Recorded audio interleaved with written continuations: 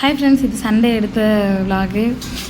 Sunday வந்துட்டு ரொம்பவே லேட்டாக தான் ஸ்டார்ட் ஆனிச்சு. திடீர்னு பார்த்தா சர்வீஸ்க்கு வந்து ஆள் வந்திருந்தாங்க. ஏசி சர்வீஸ் பண்ண சொல்லி 1 வீக்காக ஆள் சொல்லியிருந்தோம். பட் அவங்க வரல. சண்டே தான் வந்திருந்தாங்க. கூலிங் வந்து ரொம்ப கம்மியாக இருந்தது. ஃபில்ட்ரு க்ளீன் பண்ணியுமே வந்து அந்த கூலிங் வந்து இல்லை. ஸோ அதனால தான் ஆள் வர சொல்லி சர்வீஸ் பண்ணியிருந்தோம். அப்போ அந்த அண்ணன் சொல்லியிருந்த ஒரு சில டிப்ஸ் வந்து இது உங்களுக்கு யூஸ்ஃபுல்லாக இருக்கும்னு நம்புகிறேன். என்னென்னா, நம்ம வந்துட்டு பேபிஸ் வச்சுருக்கோம் அப்படின்றப்ப 6 months ஒன்ஸ் வந்து டீப் க்ளீன் பண்ணுறதுக்கு இந்த மாதிரி சர்வீஸ் பண்ணுற ஆளுங்க வந்து வர சொல்லி நம்ம பண்ணிக்கலாம்.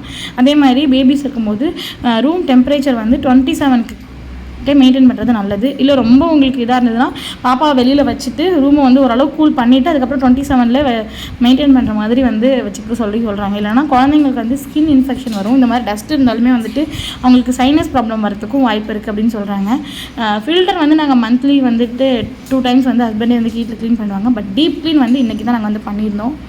ரொம்பவே யூஸ்ஃபுல்லாக இருந்தது அந்த ஐடியாஸ்லாம். ஸோ அவங்கெல்லாம் கிளம்புனதுக்கப்புறமா பாப்பா தொட்டி துணி வந்து நான் அலசிட்டேன். எப்பவும் பாப்பா தொட்டி துணி வந்து வீக்லி 2 வந்து நான் மாற்றிடுவேன். அட்லீஸ்ட் வந்து வீக்லி 1 ஆகுது நீங்கள் வந்து வாஷ் பண்ணிவிடுங்க.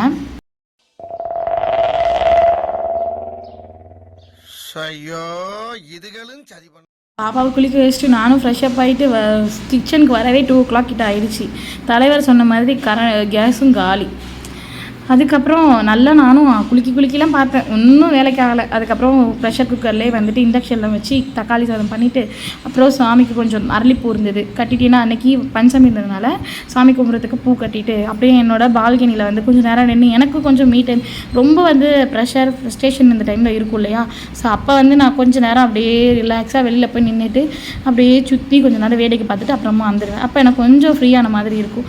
அப்படியே தலைக்கு குளிச்சிருந்தனால தலையை நல்லா அப்படியே இது பண்ணிவிட்டு கொஞ்சம் மைல்டாக காஞ்ச மாதிரி இருந்தது. அப்படியே சிக்க வச்சுட்டு அப்புறம் வீட்டு வாசலெல்லாம் ஈவினிங் ஆயிடுச்சு. ஸோ வீட்டு வாசலில் கோலம் போட்டுட்டு பாலும் வந்து டீ போட அடுப்பில் வச்சுட்டேன். இதுக்கு நடுவில் பாப்பா வந்து குட்டி நேப்பும் வந்து எடுத்துட்டாங்க.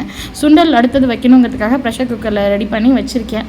அடுத்தது பால் எடுத்துகிட்டு அப்புறம் சுண்டல் வந்து வேக வச்சுக்கலாம் அப்படின்ட்டு பூவெல்லாம் கட்டி முடிச்சுட்டு சாமிக்கும் வந்து பூவெல்லாம் போட்டு முடிச்சுட்டு பூஜை பண்ணதுக்கு ரெடி ஆகிட்டேன்.